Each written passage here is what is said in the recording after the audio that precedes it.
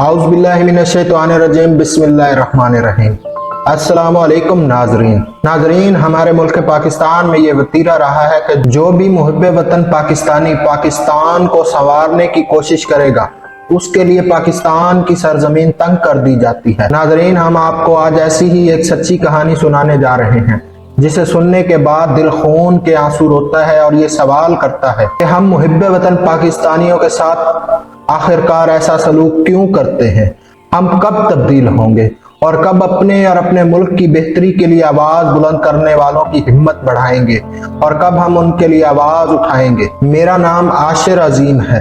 میں Christian community کا ایک فرد تھا۔ میں نے پی ٹی وی کے مشہور ڈرامہ سیریل دھواں میں اظہر کے نام سے مرکزی کردار ادا کیا۔ سی ایس ایس کر کے کسٹمز میں افسر بنا۔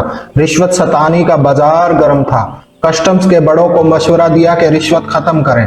چیئرمین نے مجھے نظام تیار کرنے کا حکم دیا۔ میں دن رات ایک کر کے ایسا نظام بنانے میں کامیاب ہوا جس سے رشوت کے راستے بند ہو سکتے تھے۔ محکمہ کے افسران میرے دشمن بن گئے۔ نیب کے ذریعے مجھے گرفتار کر لیا گیا۔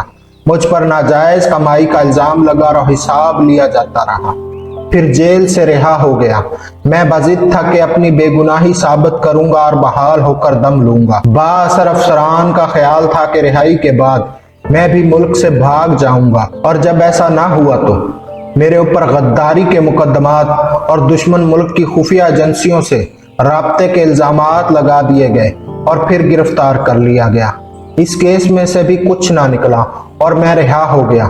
میں نے قرض لے کر ایک فلم مالک بنائی جس میں پاکستان کی اشرافیہ، بیوروکریسی اور کرپٹ نظام کو للکارا۔ اس فلم کی نمائش نہ ہونے دی گئی اور میرا سرمایہ ڈوب گیا۔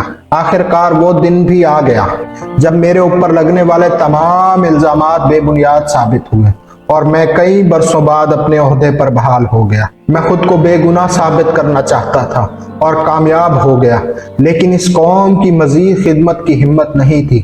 بحالی کے 4 دن بعد اپنے عہدے سے استعفیٰ دیا اور خاندان سمیت کینیڈا منتقل ہو گیا۔ آج کل میں کینیڈا میں ٹرک چلا کر اپنی فیملی کی کفالت کرنے اور مالک فلم بنانے کے لیے لیا گیا قرض اتارنے میں مصروف ہوں، لیکن پاکستان سے آج بھی اتنا ہی پیار کرتا ہوں۔ ناظرین، اس طرح کے بہت سے لوگ ہیں لیکن مجبور ہیں، اور ناظرین، ایسی کہانی آپ تک لانے کا مقصد صرف ویڈیو سے پیسہ کمانا نہیں، بلکہ اصل مقصد ہی یہی ہے ہمارا کہ اگر کسی ایک فرد میں بھی ہماری ویڈیوز دیکھنے کے بعد اخلاقی یا مذہبی لحاظ سے کوئی مثبت تبدیلی آ گئی تو ہماری محنت کا ثمر ہمیں موصول ہو گیا۔ امید کرتے ہیں کہ آپ کو ہماری آج کی ویڈیو پسند آئی ہوگی۔